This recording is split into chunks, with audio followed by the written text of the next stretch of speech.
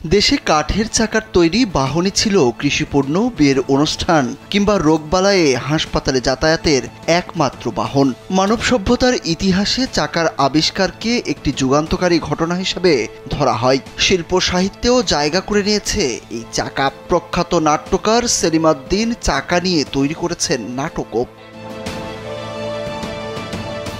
একসময় চাকার বেশ কদর ছিল, ফলে চাকা তৈরির কারিগররা ভালো উপার্জন করে স্বাচ্ছন্দ্যে জীবনযাপন করতেন। তবে কালের বিবর্তনে অস্তিত্ব হারাতে বসেছে এসব কাঠের চাকার তৈরি বাহন। এখন উন্নত রাস্তাঘাট আর প্রযুক্তির কারণে বিলুপ্ত হচ্ছে এই শিল্পের সাথে জড়িতরা, আর কারিগররাও ছাড়ছেন তাদের বাপদাদার আমলের পেশাটি। স্যান্ডেলিনা সো, রূপচর্চায় আভিজাত্য। আগে কাজ করতাম আমরা, ব্যবসা হতো। আর এখন ধরেন কি যে বাবলা কাঠের দাম বেশি, এর আগে টায়ার মায়া ছিল, এখন টায়ারের গাড়ি হচ্ছে। এই কাঠের চাকার চাহিদা কমে গেছে। কাঠের চাকার চাহিদা কমার কারণে দাম কম, আমাদের কোন রকম ওই জোন হাজিরা পড়ে, মানে ব্যবসা হয় না।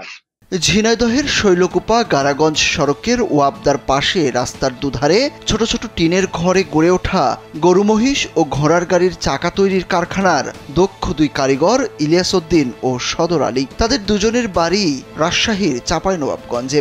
দীর্ঘদিন থেকে তারা এই পেশার সঙ্গেই জড়িত।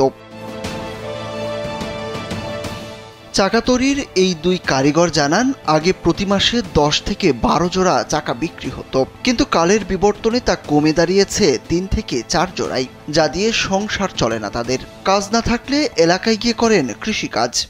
দেশেও রাস্তাঘাট হয়ে যাওয়াতে টায়ার টুইর হয়ে যাওয়াতে গাড়ি ঘোড়া লাগে না, ওই ট্রলি মলিতে চালাচ্ছে বেশি। মাসে 10টা হয়, কোন মাসে 10টা হয়, কোন মাসে 12টা হয়। সংসার কোন রকম চলে। একটা তৈরি করতে একদিন লাগে সময়, একদিনে একটা বানিয়ে সারা করে দেবো, কিন্তু কাজ কাম বিক্রি কম, তো ওই জন্য চাহিদা করে অত বানাই না, হয়তো 3 দিনে 2টা বানায়।